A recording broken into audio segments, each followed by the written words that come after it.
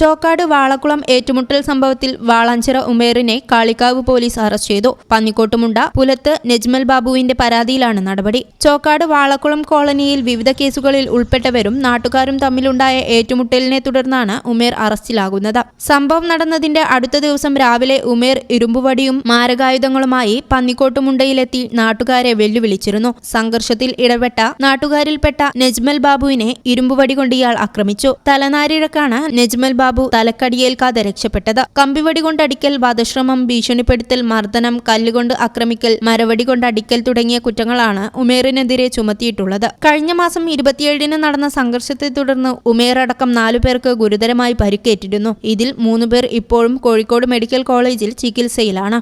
News bureau, Nilambur.